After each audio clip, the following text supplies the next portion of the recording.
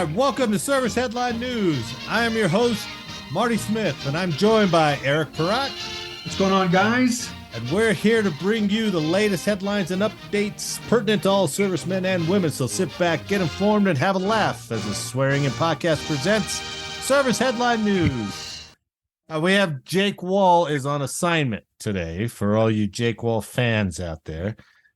He'll be back with some rip-roaring stories next week. But in the meantime, we have a special guest, retired Air Force Master Sergeant Ron Denmon.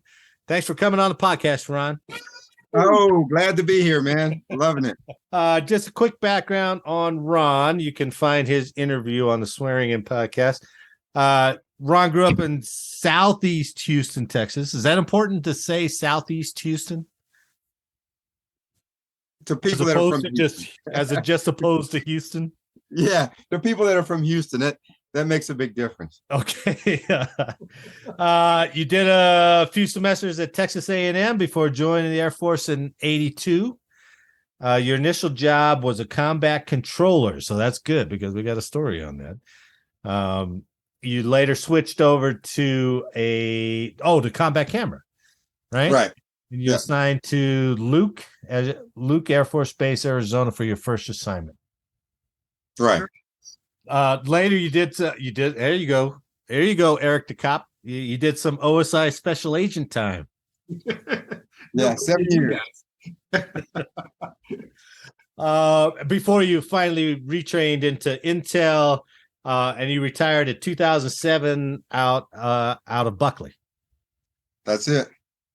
Well, Ron, thanks for coming on, man. I appreciate that. Your perspective is going to be great. And one of the things I wanted to tell you is, Eric, you went to Panama for what? For what operation? Because I screw it up every time. The first Nimrod Dancer? Yes. Okay, you went for Nimrod Dancer. And while you were there, you got pinned down by a sniper. Tell that story again real quick. That is incorrect. Not in Panama. Oh, sorry. It was Operation Urgent Fury, and that was Grenada in October of '83. So you went to both? I did, but I wasn't. Okay. I told you in Operation Nimrod, I was escorting money. Right. But Urgent Fury, where you got pinned down. So we were deployed. My 44-man team, the COP team, was deployed to Little Rock Air Force Base for Air Base Ground Defense training. It was a joint regional training center. And we got a warning order that said we were going to be deploying for real. Is this 89? 83. Oh, 83. Oh, sorry. Yep, 1983. So we flew back the team from New Jersey, dropped them off, flew to Pope Air Force Base. We got an ammunition pallet, got to eat breakfast, and then the next morning, which was Wednesday morning, they invaded on Tuesday. We got there Wednesday evening at Point Salinas, the airport right there. So we set up fighting positions on the airport as well as on the runway to keep the runway and the airport open while the Army was doing outside the perimeter patrolling and trying to rescue students and take down the Cuban government or whoever they were trying to instill back then. Right. So I was a fire team leader as a senior airman. Airman, man. Yep. At the time, I was carrying a 203, an M203 grenade launcher. Nice. And we were doing protection of Radio Free Grenada. So the radio station, we had Navy guys assigned to that. And we came under some sniper fire for about 4 hours. So I was stuck hiding behind this big deuce tire for quite a while. And I said, oh boy, is this the way this is going to end? Like Ron said. So yeah. I was, that's my one and only lifetime threat, and I don't need any more of them. But I bring that up because, Ron, you've had some hairy situations, right? Yeah, unfortunately, I had quite a few. I'll just go over a couple of them, or just stop me when we run out of time. The first one was actually in '83. I was uh, I was still in combat control and I was doing a parachute jump. And is when we used to have these large bags that we would jump with. They're called seaweed bags, combat weapons and equipment bag. Yeah, that bag And sucks. yeah, so I was going out of a 141, and if you ever went out of one of those suckers, you know it's a lot of wind coming out of there. It sucks you out, man. I was about 150 pounds. I had a 100-pound seaweed bag on me. I go out the door, and when that wind hits, and anytime you jump static line, you oscillate under the chute. When I went up, I went all the way up and fell back through the risings. And oh my God, man. Yeah, unfortunately, I was upside down. It was about I think an 800-foot jump, but I was falling upside down, and I just kept thinking, man, it's going to be hard to do a PLF off my head. For those that know what that is, that don't know, it's a parachute landing fall. Right. I kept thinking it's going to be hard to do this PLF, and I was trying to think about how I was gonna angle myself in so I didn't snap my neck when I went in. Now you didn't do a what they used to call it when your chute folds up, a cigarette roll, or is it a no roll? It didn't completely do the May West. They call them May West. You didn't have a total catastrophic. No, it wasn't total catastrophic. And I was actually just tangled up in the middle of the risings. God damn. And I could look up and I could see my chute, and I thought, okay, this is not going to be good. And so I just kept grabbing the risings, and as I got just about to the top of the trees, this was jumping in Fort Bragg, got to the top of the trees, and I thought, oh man, I'm less than 200 feet off the ground. So I grabbed the risings and pulled out as hard as I could and kicked my feet down with everything I had in me. And finally, my feet literally came down, and I thought, oh, good. And then I realized, oh, I'm still going fast. I looked up, and my chute was partially collapsed because the risings were now caught under the seaweed bag. Of course. So instead of my parachute being fully deployed, it was only half deployed because it was nearly collapsed. And I just thought, oh, this is not going to be good. But I had enough time that I could pull on. I pulled on that right rosin. I saw it was a sand pit. I angled for this sand pit that was out there. And it felt like I jumped off a 3 or 4 story house when I hit the ground. And did you hit 1-4? Because that's what I did on my first. I hit the balls of my feet and then my ass. Yes, exactly what I did. I didn't have a lot of choice because the bag was stuck. I couldn't jettison the bag. It has a little red cherry on the top. You're supposed to pull the cherry and hit it, and it falls away, and that thing wouldn't fall away. I was beating on it, it wouldn't fall away. And so when I went in, man, I went in smoking. Man. And I just thought, okay, I'm probably not going to make it out of this one. And fortunately I did. First, man. Yeah. So that was a pretty ugly day. And I'm still suffering from that now. I still have screwed up back. I end up cracking some vertebrae and smashed did you compress a disc? Compress some disc, and got all kind of issues from that today that I'm still dealing with. Wow. And that was my introduction to the military world. That was like, okay, here it goes. And a few years after that, I got inducted into OSI. It kind of just sucked me into the OSI. I was working on the cover. I was down in San Antonio working against. It was actually a group of military guys, but they had hooked up with this civilian guy who was a dependent husband. He was bringing these drugs in from Detroit at the time. Damn. It was Detroit was really big into the drug scene. And so I went in, go on the cover against this guy, and everything was going great. I was sitting in the guy's apartment. We were talking about doing this deal.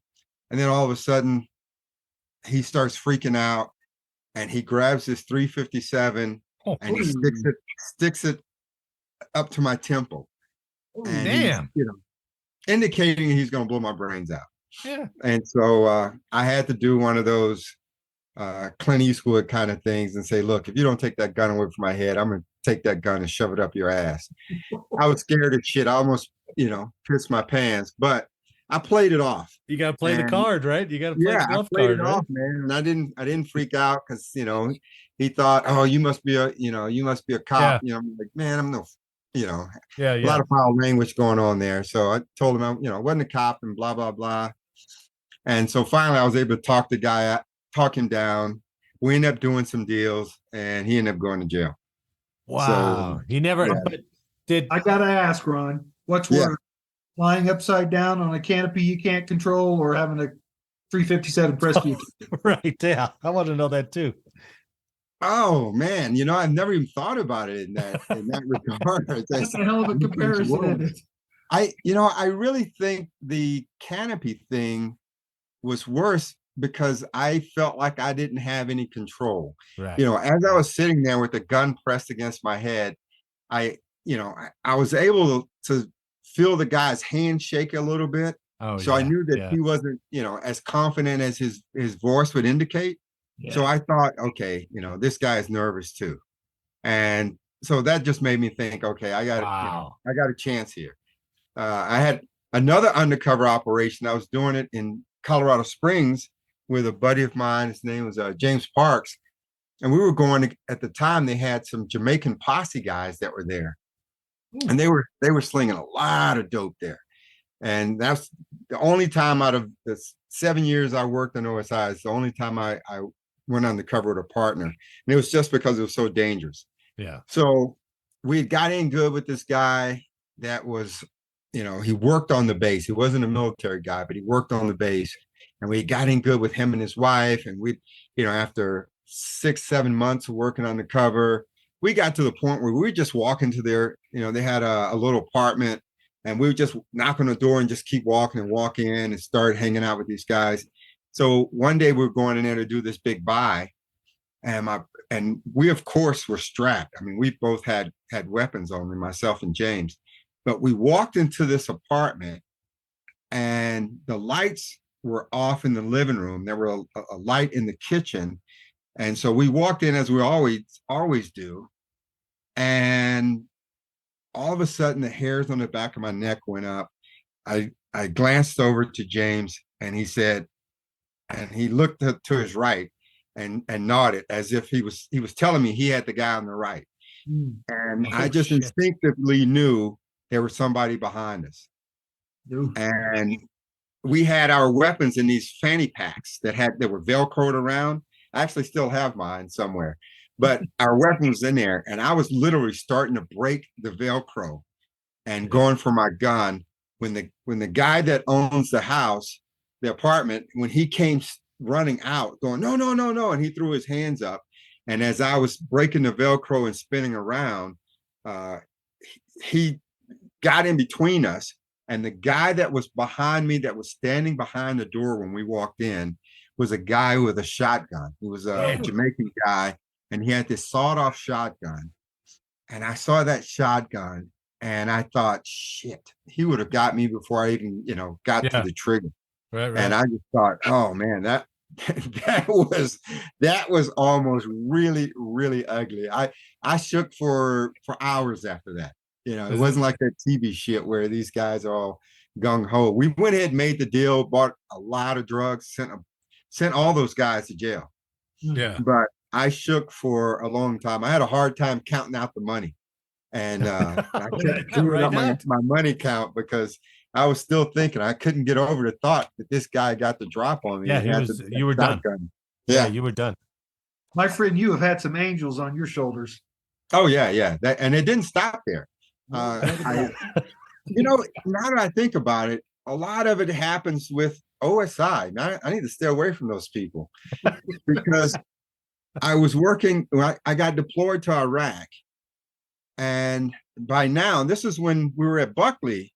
And so I went to Iraq in 2005. Yeah, I remember that. But when I got there, I had more experience in OSI than all of the agents that were at the detachment. Oh, wow, really? And so where'd you deploy to? I went, I don't know if you remember, it's a big hubbub that happened, but I did 2 back to back. I I remember started that. off in You Baghdad. stayed there, right? Yes, I started Yeah. off in Baghdad, and I did Baghdad, and then the NCOIC, the incoming NCOIC for it was at the time it was called Talil Air Base. They changed it to uh, I forget the name, but they changed it to another name, Ali Air Base. Is what they changed it to, but they changed it while I was there. So so that NCOIC of intelligence, he had a death in the family, couldn't make the deployment, and AFCENT called up because I was about a month and a half from rotating back. And they said, look, we really need NCOIC to go down there. We need somebody with your experience. Can you do it? I said, yeah, okay, sure. And so I went down. I had more experience than when the OSI team there found out I was prior OSI. They pulled my records from OSI, and then they came over. They talked to the group commander and said, look, this guy has some really valuable skills. We really need him. And so they detailed me from my intelligence office over to OSI to do operations with them. And we were doing some really, really cool stuff where we had to call back and get permission literally through the Pentagon/White House to do some of the deals we were doing, because they were potentially going to step on some big toes. And Damn. we had some really big things that we were working on there. And when we went out, we would go out in a 2-vehicle formation, but we were all civilian clothes. Yeah. And we went out on this one operation, and as we were riding out, we came across a checkpoint, and this was an Iraqi army checkpoint, but the Iraqi army had been extorting money from contractors to pass their checkpoint. Yeah. And so we had an interpreter in both cars. And as we get to the checkpoint, these guys, and I'm in the lead car, these guys have the burning 55-gallon barrels on the road. Yeah. And they said, you guys got to pay us to go by. And we're like, we're not paying you. We're United States military. We're not paying anybody. And these armored vehicles the windows are 2.5, 3 inches thick. And you have to literally open the door to talk. And they were they wanted to talk to us. And we're on radios back in between the two vehicles. And so we have one guy in the car behind us going, don't open the door, don't open the door. And the interpreter sitting next to me was going, open the door, open the door. Oh, shit. And so finally, we're thinking, nah, we got it. We're just going to run this checkpoint. We're in an up armored vehicle, and the 223s aren't going to penetrate. We're going to go straight through. Right. And before we could start moving, this guy rolls out. He has this little bitty hut on the side of the road. This guy walks out, and he has an RPG on his shoulder, and he points it straight at the vehicle. And we're sitting there, we're going, shit. Everybody in the car at the same time said, oh, shit. Because we really thought, we're good. They're not going to penetrate this. But we all knew RPG would completely defeat the up armament on that vehicle. Right. And we thought, uh-oh. So then we had to open the door. And so when we opened the door, we cracked the door to talk. And when we cracked the door, I was literally sitting at the door. So I stuck my M4 out. The interpreter was yelling over my shoulder, and they were yelling back and forth. And he was able to tell them. And just so happened, there was a 2-ship formation of Black Hawks that was flying by. Yeah. And he told them, those are our helicopters. If you guys fire on us, they're going to come back and light you up. Damn, the interpreter said that? Yeah. So the interpreters were good. I mean, these guys were Johnny on the spot. They went out every day. Man, that's smart. Yeah. And the helicopters had nothing to do with us. We just happened to see them out in the distance. And the guy was like, okay. And he yelled back in Arabic to the guy with the RPG standing right there in front of us.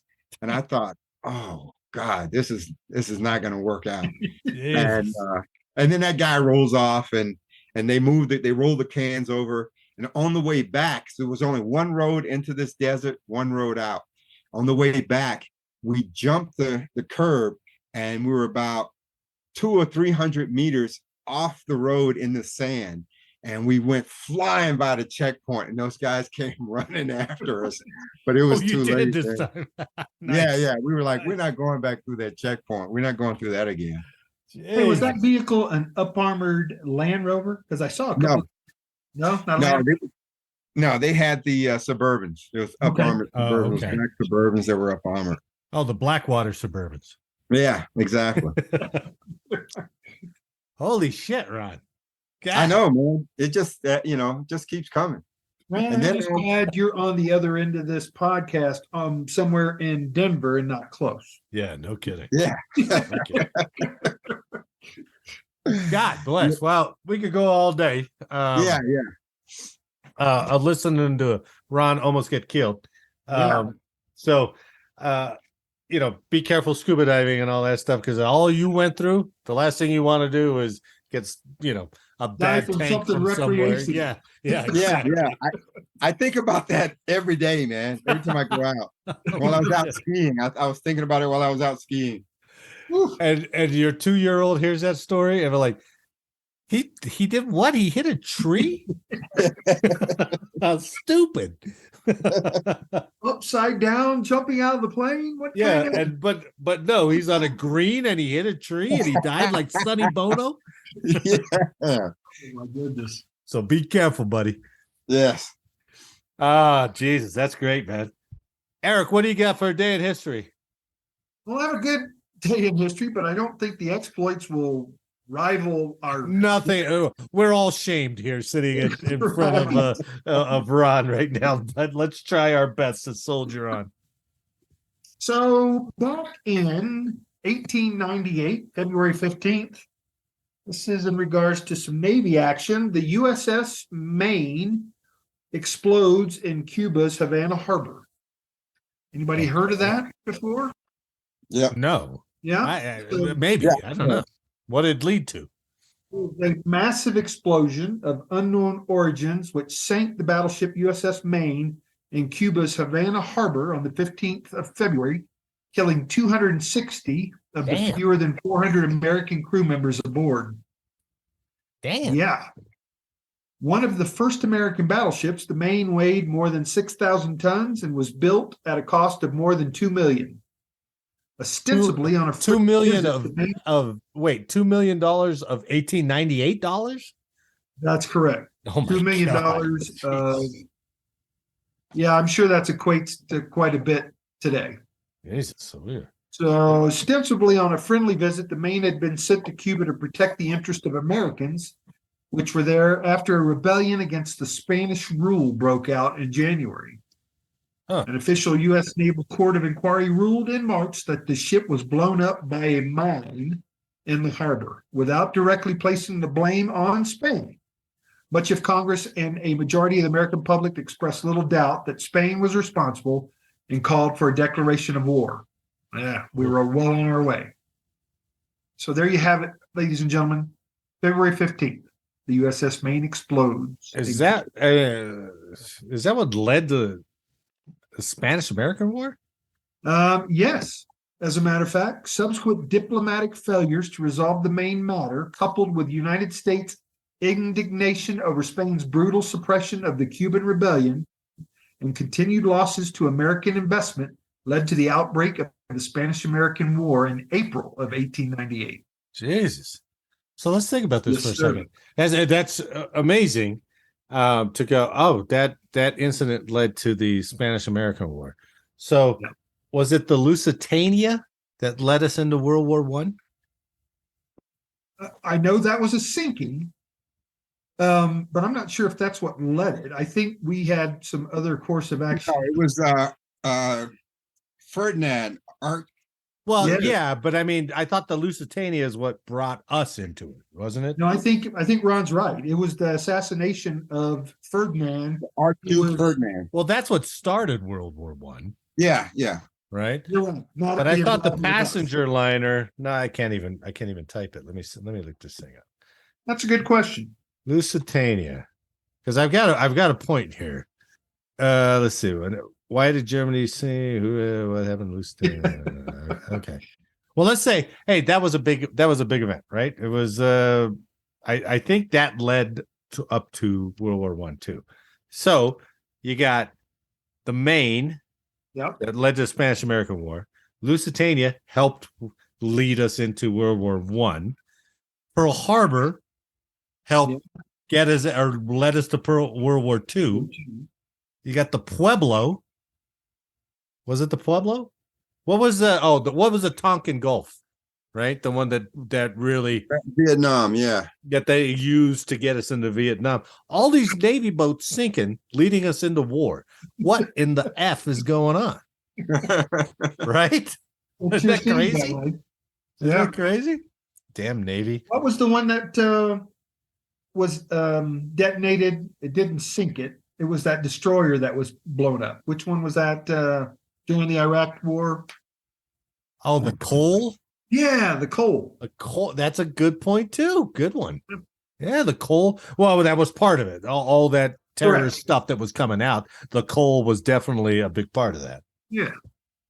Damn. Navy. Navy is the instigator of all kinds. Navy. Let's get your shit together. Good one. All right, good one. Let's see. Let's try the story. We'll do it quick. You know, I've been wondering about what the Army's driving now, right? Because when I left the Army in 98, it was just all Humvees. And it was all soft-sided Humvees, and they sucked. And the battery box was right under the passenger seat. And if you rode for a long time on that little 1.5-inch cushion they had on that metal sheet, it was hot as shit, right? Yeah. God, that Humvee sucked. Yeah. And none of the doors closed right. I mean, I think half the Humvees I ever rode in had like 550 cord wrapped around to keep the door closed because those soft-sided doors would never really shut right. You could never pull the windows all the way up. If it rained, you would hit. That's right. The zippers were all broken. Dry. So now I didn't deploy over there, but I know part of that problem when they threw those Humvees over there, they were like, "Whoa, these things are getting mangled." By all the IEDs. So they up-armored them, right? And then that wasn't even sufficient for some of the IEDs. So this leads into a story about, have you heard of what the Joint Light Tactical Vehicle is? The JLTV. Well, that's the new version of the Humvee, basically. That's what's coming out. They've been working on it since for a couple of years now, and the original contract went to Oshkosh, right? So the baby maker. That's right. Oshkosh, my gosh, here's the JLTV shoving a weapon right up your ass. Nice. But they had the original contract, and I guess it got rebid, and now AM General has it. So AM, who made the Humvee, they were in their initial bidding process. They lost out to Oshkosh, but now AM General has it back, winning a contract valued at $8.66 billion. Holy cow! Yeah, I know, man. So, and we'll get to what the JLTV is here in a second. In fact, I got a little video here that'll explain it better than I can. But Oshkosh won this contract in 2015 to replace a lot of the aging Humvee stuff. And you know, it's funny, Ron, because over the last, what have we been doing this for now? 4 months, 5 months, 6 months? But we've done all these tech stories about, oh, they're going to upgrade this, they're going to replace this, the new weapon that's coming out for the Army, the new ships that are coming out, and it's like, where's all this goddamn money coming from? Man, Jesus, we're pumping a ton of money into all this stuff. Good. I guess it's good, because it's needed. But it's just like, man, we're just replacing stuff left and right. So the original, what's that? Hey, Marty, the other thing with this is what we've talked about in the past with weapon systems that we've sold to other countries. Yeah, we're doing the same thing with these vehicles too. Yeah, we find out other countries that are interested in it and say, okay, how many do you want? Yeah, I'm sure absolutely. Right. Yeah. So we got to be making some money back, right? We're not selling them at cost, I hope. But Oshkosh won this contract in 2015. They have built nearly 19,000 JLTVs to date, supplying them, just what you said, Eric, supplying them to the U.S. Army, Marine Corps, Air Force, and Navy, as well as armies in Montenegro, Brazil, Slovenia, and Lithuania. Who'd have thought they would have some money to go, like, hey, can you throw us 10 of those things? We'll take them. The U.S. Arms dealership. Yeah, the arms dealer of the United States.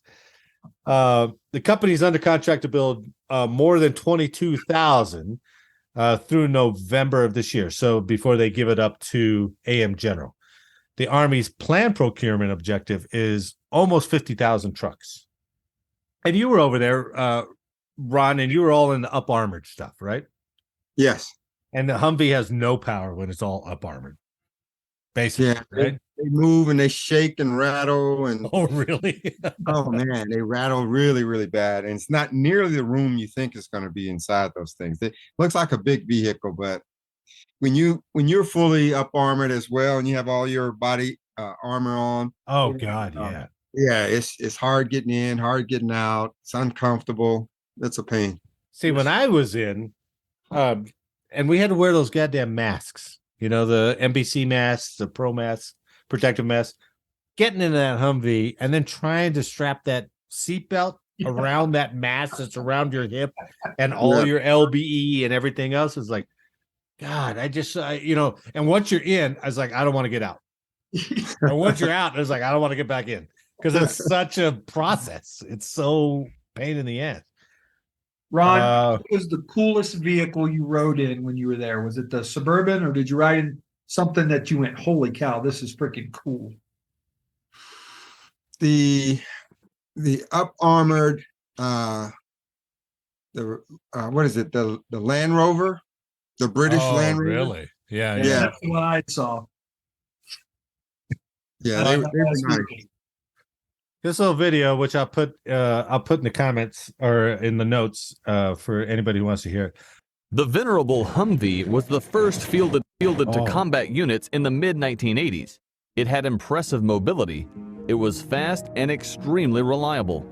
But beginning in 2004, the vehicle that was designed for the European battlefield began to struggle when it faced a determined Iraqi insurgency that fought with improvised explosive devices or IEDs. Soon, images of burnt-out, twisted Humvees became a symbol of America's struggle to cope with a new, horrific type of warfare. And I remember those reports coming back about just the IEDs blowing the shit up from the bottom. You know? And they were just getting torn up in those early days. Yeah, it was just ripping through it. There was nothing on the bottom of it. So they're coming out with this vehicle.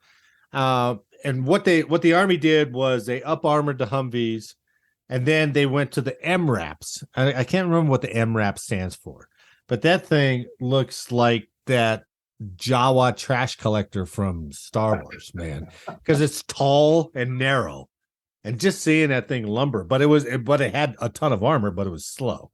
And then I think they went to the Strikers for a little bit. So Congress was like, hey, we need a new vehicle. So this JLTV, and it's been in it was first proposed like 10 years ago. So it's been a while since they've really come out with it. And I think they started fielding it in 17 or 19, something like that. It's just cool looking vehicle. Yeah, it's cool looking. The performance is much, much better. Let's see, its top speed is 77, where the Humvee was like 50.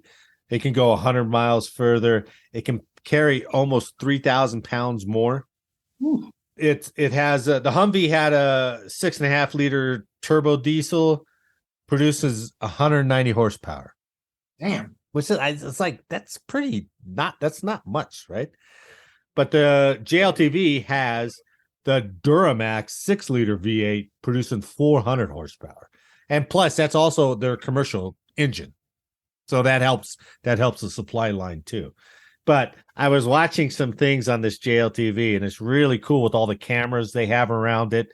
They have a thermal like a suite of thermal sensors that the driver can flip down and watch the thermal cameras on it. It can raise and lower itself for fording, crossing rivers, and also loading on the planes. It can go down to just minimal height, and you can load them in there. So that's beneficial too. It's interesting that they're talking about adding lithium ion batteries for this anti-idle capability. Have you ever heard of anti-idle? I haven't either. Anti-idle system automatically cuts engine power to the JLTV during periods of extended idling, not only reducing fuel, but also extending silent watch, which is a clear advantage for warfighters who don't want to give away their positions by turning on the vehicle engine unnecessarily. So I read that and I'm like, is that just turning the vehicle off? I know that's like it's a simpleton view, but it's like anti-idle is, yeah, I turn the vehicle off, right? I don't know. I think it's without you actually turning the vehicle off. Just happened when I was in Vail, they had these hybrid Sequoias up there, and I was asking them. I thought if it was hybrid, it could run on electric or gas, and they said no, it runs on both.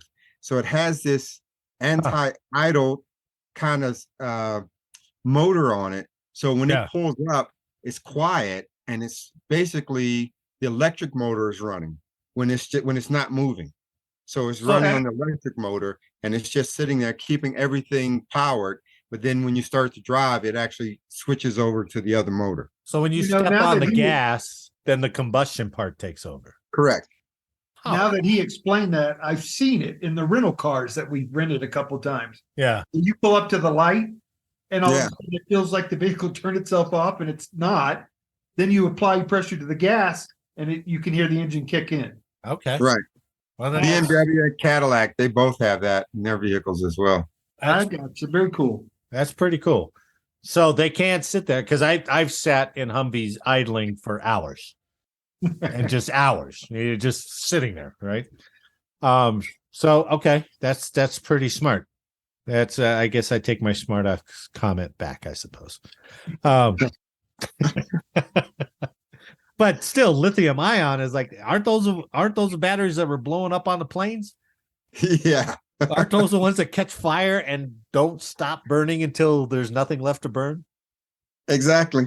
Well, that would make me a little nervous, but they have, I was reading further onto this JLTV. I know they got a fire suppression system within the cab. It's got air conditioner in there. Like I said, it's got all this suite of cameras and shit. Wow. It's got, all the turret stuff that they can do. You can remote control it from inside if you need to. I saw one picture of the JLTV with, I don't remember what the gun was. It looks like a 50 cal. I'm not sure if that was it, but it was completely unmanned, firing. So they were controlling it from inside, which is probably the smartest decision ever. Because who wants to pop their head out that turret, right? So you could button it up and engage bad guys from inside without placing anybody in harm's way. That's pretty. That's pretty badass. So very smart. Yeah. Pretty cool vehicle, especially because I didn't realize that moving to the MRAPs was just like, I thought the MRAP was a new vehicle, and I think it kind of was, but they were using it for a new purpose other than its intended purpose. It's because they were getting the shit blown out of themselves in Humvees, and the MRAP was terrible. And I think the Striker had some limitations with the suspension, with some of the engine stuff. So it's kind of understandable why they went and sought this new vehicle that's now in production and is now switched over to AM General. So that's a new vehicle coming. That's pretty good, man. You know what? It begs the question, what's the PMIs, the preventive maintenance, with all that tech on it? It's got a lot of this is not, I don't want to say it's proprietary from GM, but it has, over the last several years, we all have a vehicle that is clued in that will give you the readout on your phone. It's like, hey, your tire pressure is a little low. Hey, you need to come in for an oil change, or here's your monthly diagnostics. That's built into this JLTV. So where we used to have to get in the manuals and do that whole preventive maintenance checks and services on it every day, Right. every week. Now it's like you got this computer. It's like, oh, here, check this oil temp, check this hydraulic fluid. Yeah, but doesn't that make it even worse when that computer goes tits up? Well, I do think about that all the time. All this technology, like those goggles that we talked about. Right. Ron, we did that story on those VR goggles they're trying to come out with that does this whole picture of the battlefield and all this other stuff. But the soldiers get there like, this is the most uncomfortable thing I've ever worn. It made them all nauseous and dizzy. And you're hooked into a battery pack that now you have to carry. So that's extra equipment. So all this technology and this thing, I remember when we had specialists and privates that were trying to drive the Humvees. Now, have you ever driven a Humvee? You got glow plugs on it, right? Yep. You can't just start that damn thing up. You blow you fry the glow plugs. And we had so many people doing it that I remember the commander coming out and going, I'm going to give a reporter survey to anybody who swells those glow plugs because they're not starting it right. So now you're given all this huge amount of tech over, and it's like, here you go, 19-year-old. Here you go. Here's your $1 million vehicle. Don't fuck it up. And remember what Jake said about cops? We destroy our shit. we just destroy it. Don't have anything better to do except occupy our time. Everybody destroys it. Even space destroys vehicles because we would get new chairs in, and those things were trashed in a couple months. So we can't even take care of chairs. Here's your $1 million JLTV. Go take care of that. Anyway, you guys like Jake Gyllenhaal? Good actor. I really liked him in the Marine Corps movie where he was. I hated that movie. But I liked it. I also hated I think I read the story of the guy who wrote that. The Marine who was all I don't want to say he got all disillusioned with the Marines, and he wrote Jarhead, and it really put him in a bad light. It was probably fairly realistic, but it really kind of had that kind of anti-military feel to it. Yeah. So I think I've associated him with that movie ever since, right? Well, anyway, he's got a new movie come out. I don't know if you've seen the trailer for it. It's a Guy Ritchie movie. It's called The Covenant. I don't normally like Jake Gyllenhaal, but I do like Guy Ritchie's movies. So right. I'd like to go see this. Well, the movie's about a former Army Special Forces sergeant. They didn't say what rank he was, who travels back to Afghanistan to rescue a former interpreter who saved his life. So it's pretty timely. Oh yeah, it's pretty interesting story. In the trailer, but part of it is, now here's what this real story is about. In the trailer, you see Jake Gyllenhaal's character, Army Sergeant, a beard, baseball cap, Oakleys, all the special operator stuff. But in a couple shots, he's got a patch on his uniform reading JTAC. So here's where I'm going to call on you, Ron. It says JTAC. And I was like, I'm not really even familiar with JTAC. This might lead to some confusion, seeing as some might assume that Joint Terminal Attack Controller is an Air Force responsibility. But JTAC controllers are the people certified to control and coordinate airstrikes from the ground. The certification is sometimes confused with an Air Force Tactical Air Control Party, a TACP, or a Combat Controller, a CCT, which are both military occupational specialties in the Air Force. So who is a JTAC and who is a TACP and CCT, and what is the difference? For Air Force TACPs and CCTs, it's a career field. It's their one and only job. JTAC, however, is a certification. It's available to service members from all branches. So you can go to a short school and get a JTAC cert, it sounds like. And So then it's you're not a very specific to either or. If you get the certification, you can be a TAC-P or a CCT guy. no. No. If you get the JTAC certification, that's one thing. But TACPs and CCTs are a more extensive school, I think. Yeah, the JTAC guys are usually other special ops guys that need to be able to direct some close air support to their team. So what they do, you have to understand they've already completed all their training. They're already certified as special ops in whatever branch or group they work with. So they go through the school, they get certified, and they basically get the radio and they learn how to talk in strikes, close air support, whatever aircraft they're talking to. So they get certified and they understand how to do it. But of course, combat control and they used to be ROMAD, but TAC-P, those guys, that's all they do. Okay. But the JTAC are the other special ops guys that just get certified to do it, and they do it for platoon level and the small level stuff. That's very cool. And that's what that article went on to say, that these guys are basically just at unit level, right? Yeah. But like the TAC-Ps and CCTs, they're more involved. They do the same. They can call it in if they need to, but they're also in the planning phase too, right? They do all the setup, the air corridors, all that kind of thing, right? Yeah, like when I went through combat control, I had to go through air traffic control school at Keesler.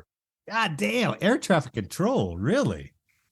Yeah, you have to go through the air traffic control school in order to be combat control. Ron, I was thinking I did some pretty cool stuff, but I can't even step on your pedestal. Here's the quote of the article. JTAC certified person. Oh, no, wait. Sorry. Oh God. How did I screw this up?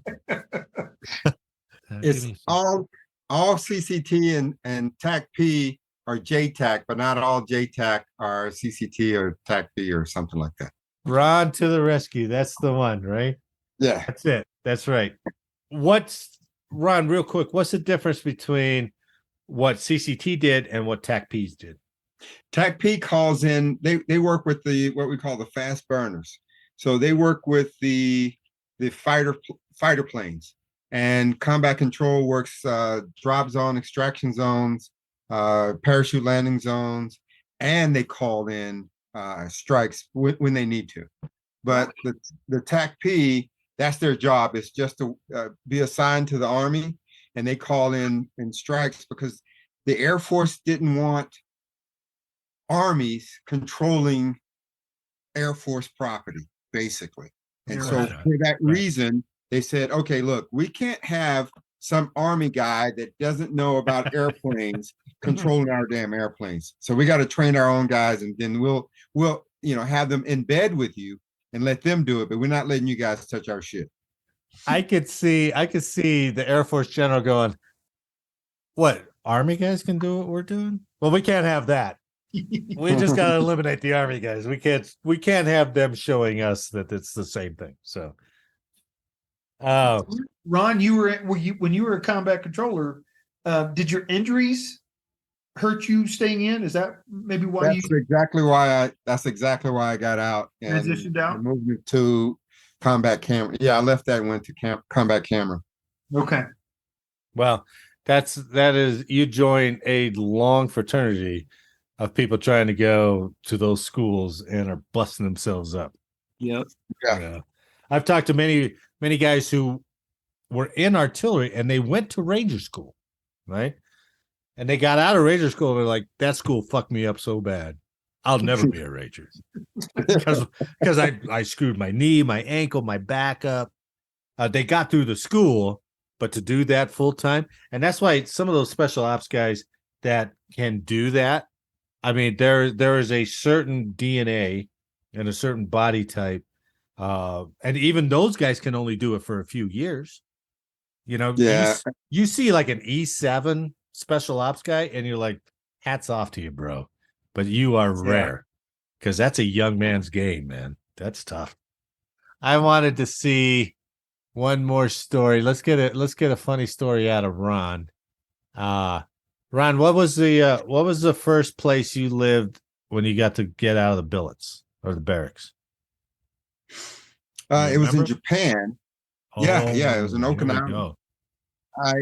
I moved from the barracks in Okinawa to an apartment, and it was really cool because the apartment, on my balcony, I can look out over the beach. The beach was about Holy cow. almost half a mile away, but I can look out over the beach, and it was really cool to have an apartment and live off base in Japan.